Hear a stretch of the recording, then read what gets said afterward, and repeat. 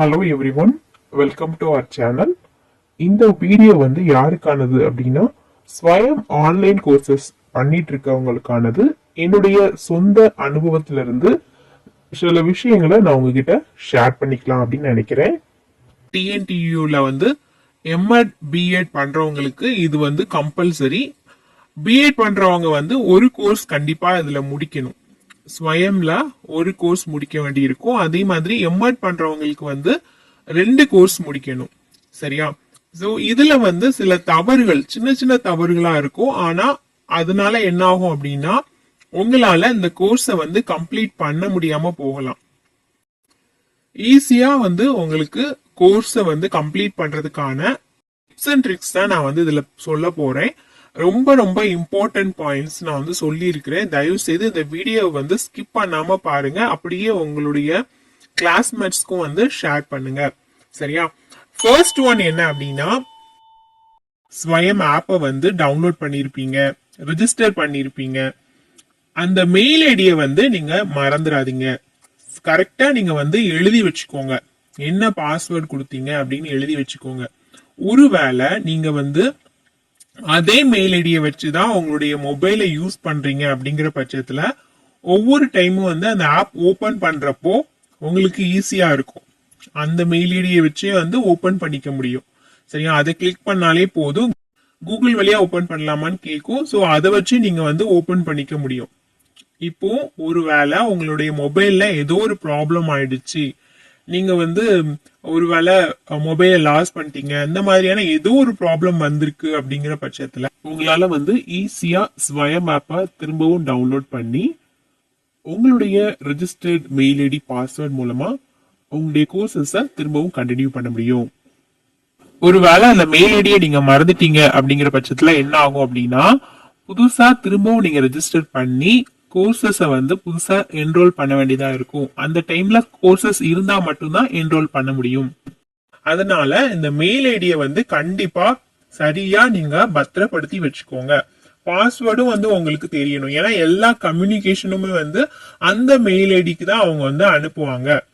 சரியா? Second one என்ன அப்படின்னா,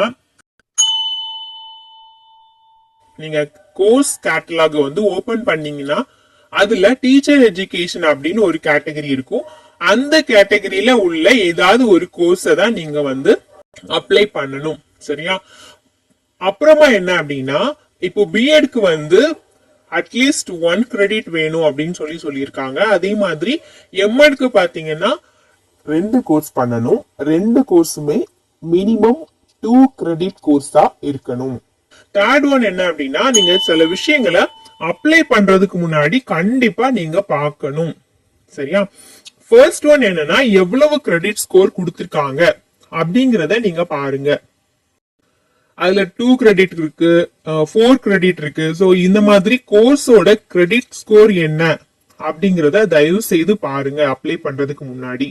அதுக்கப்புறமா டியூரேஷன், எவ்வளவு டியூரேஷனுக்குள்ள அதை முடிக்க முடியும். எம்ஐ பொறுத்த வரைக்கும் பாத்தீங்கன்னா அதுல பர்டிகுலர்லி அவங்க மென்ஷன் பண்ணி கொடுத்திருக்காங்க மினிமம் 4 வீக்ஸ் கோர்ஸ் அப்படின்னு சொல்லிட்டு. சோ மினிமம் 4 வீக்ஸ் கோர்ஸ் அப்படிங்கிற பட்சத்துல மேக்சிமம் எல்லா காலேஜ்லயும் என்ன சொல்லி கொடுப்பாங்க அப்படின்னா 4 வீக்ஸ் இருக்கிற கோர்ஸ் வந்து மேக்சிமம் ப்ரிஃபர் பண்ணுங்க அப்படின்னு சொல்லி கொடுப்பாங்க. எதனால அப்படின்னா சீக்கிரமா முடியும் அப்படிங்கறதுனால. ஸ்வயம் கோர்சஸோட டியூரேஷன் வந்து ஒரு கோர்ஸுக்கும் இன்னொரு கோர்ஸுக்கும் வித்தியாசமா இருக்கும். 8 வீக்ஸ், 4 வீக்ஸ், 16 வீக்ஸ் இந்த மாதிரி இருக்கும். ஸோ உங்களுடைய கன்வீனியன்ட்டுக்கு ஏற்ற விதத்துல நீங்க சூஸ் பண்ணிக்கலாம். அப்புறமா தேர்ட் ஒன் என்ன அப்படின்னா, ஷிஃப்ட் வந்து என்ன போட்டிருக்காங்க அப்படிங்கறத பாருங்க. எதுக்காக நான் ஷிஃப்ட பத்தி பேசுறேன் அப்படின்னா, இப்போ பிஎட் பண்ணிட்டு இருக்கீங்க அப்படிங்கிற பட்சத்துல நிறைய காலேஜஸ்ல அவங்க கொடுக்குற சஜஷன் என்னன்னா, 2 கோர்ஸுக்கு நீங்க அப்ளை பண்ணுங்க, ஏதாவது ஒன்னுலயாவது நீங்க பாஸ் பண்ணுவீங்க அப்படிங்கிற மாதிரியான சஜஷன் வந்து கொடுக்குறாங்க. சரியா? அதே போல எம்எட்க்கும் வந்து 2 கோர்ஸ் அட் அ டைம்ல அவங்க பண்றாங்க அப்படிங்கிற பட்சத்துல என்ன ஆகும் அப்படின்னா, இப்போ ஷிஃப்ட் வந்து ஷிஃப்ட் எப்படி பண்ணுவாங்க அப்படிங்கறத பத்தி நான் சொல்லிடுறேன். ஃபர்ஸ்ட் மொத்தமா பாத்தீங்கன்னா 4 நாள் எக்ஸாம் நடக்கும். ஒவ்வொரு நாளும் 2 ஷிஃப்ட். இப்போ நீங்க 2 கோர்ஸ் ஒரே டைம்ல அப்ளை பண்ணி எழுத போறீங்க அப்படின்னா 2 கோர்ஸுமே வெவ்வேறு ஷிஃப்ட்ல இருக்குதா அப்படிங்கறத நீங்க வந்து கன்ஃபார்ம் பண்ணிட்டு அதுக்கப்புறமா அப்ளை பண்ணுங்க. சரியா? ஒருவேளை நீங்க சரியா கவனிக்காம ஒரே ஷிஃப்ட்ல இருக்கிற 2 கோர்ஸை வந்து அப்ளை பண்ணி வச்சிருக்கீங்க அப்படின்னு வச்சுக்கோங்களேன், எக்ஸாம் டைம்ல தான் உங்களுக்கு தெரியுது அப்படிங்கிற பட்சத்துல உங்களால ஒரு கோர்ஸ் மட்டும்தான் என்ன செய்ய முடியும், எக்ஸாம் எழுத முடியும். ஒரு கோர்ஸ்க்கு தான் எக்ஸாம் எழுத முடியும். அதனாலதான் ஃபர்ஸ்ட் நீங்க அப்ளை பண்றப்போமே இதெல்லாம் செக் பண்ணிக்கோங்க. என்ரோல் பண்றது எத்தனை கோர்ஸ் வேணாலும் நீங்க என்ரோல் பண்ணிக்கலாம். சரியா? எதுலலாம் நீங்க கரெக்டா அசைன்மெண்ட்டை சப்மிட் பண்ணிருக்கீங்க அதை பார்த்துட்டு அந்த கோர்ஸ்ல தான் நீங்க வந்து எக்ஸாம் எழுத முடியும். உங்களுக்கு ஷிஃப்ட் வந்து கரெக்டா இருக்குமா அப்படின்னு பாத்துக்கோங்க. இப்போ என்னோட ஃப்ரெண்ட் எல்லாம் பாத்தீங்கன்னா அவங்க வந்து 3 கோர்ஸ் ஒரே டைம்ல பண்ணாங்க. 3 கோர்ஸையும் வந்து ஷிஃப்ட் 1, 2, 4 அப்படின்னு சொல்லிட்டு கம்ப்ளீட் பண்ணி முடிச்சாங்க. சரியா? அடுத்தது பாத்தீங்கன்னா சர்டிபிகேட் அதுலயே கொடுத்துருப்பாங்க, எப்படி சர்டிபிகேட் வந்து ப்ரொடியூஸ் பண்றாங்க அப்படிங்கிறது. சரியா? சர்டிபிகேட் தான் நமக்கு அனுப்புவாங்க. அதை நம்ம அப்படியே காப்பி எடுத்து நம்ம என்ன செய்ய வேண்டியிருக்கும், நம்மளுடைய காலேஜுக்கு வந்து அனுப்ப வேண்டியிருக்கும். மார்க் வந்து அடுத்ததா கால்குலேட் எப்படி பண்றாங்க அப்படிங்கறத பத்தி நான் வந்து சொல்றேன். மார்க் வந்து எப்படி பாத்தீங்கன்னா 30 + 70, அதாவது 30 மார்க்ஸ் வந்து உங்களுக்கு அசைன்மெண்ட் சப்மிட் பண்றதுலதான் மார்க் வந்து கொடுப்பாங்க. அதனால அசைன்மெண்ட்டை வந்து கரெக்டான டைமுக்கு வந்து நீங்க சப்மிட் பண்ணி ஆகணும். சரியா? அதுல வந்து டியூரேஷன் கொடுத்திருப்பாங்க, இவ்வளவு நாளுக்குள்ள நீங்க வந்து கண்டிப்பா அதை சப்மிட் பண்ணிருக்கணும். லாஸ்ட் டேட் கொடுத்திருப்பாங்க. லாஸ்ட் டேட்குள்ள நீங்க கண்டிப்பா அதை சப்மிட் பண்ணி ஆகணும், இல்லைன்னா அது தன்னாலே க்ளோஸ் ஆயிடும். சோ அசைன்மெண்ட்டுக்கு வந்து நீங்க கண்டிப்பா ரிமைண்டர் வச்சுக்கோங்க.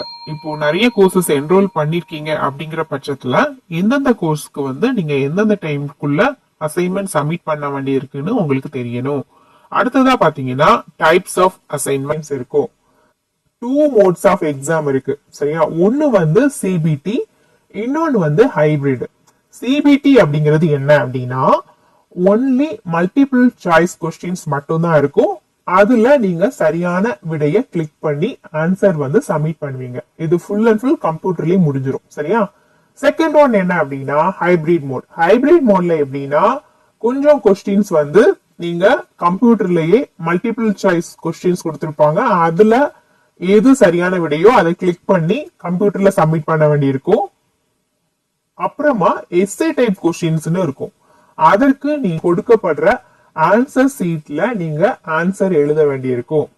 சோ இந்த மாதிரி சின்ன சின்ன விஷயங்களை நீங்க சரியா தெரிஞ்சு வச்சுக்கிட்டு ஃபாலோ பண்ணீங்க அப்படின்னா உங்களுக்கு கோர்ஸை கம்ப்ளீட் பண்றது ரொம்ப ரொம்ப ஈஸியான ஒண்ணா இருக்கும். தேங்க்யூ.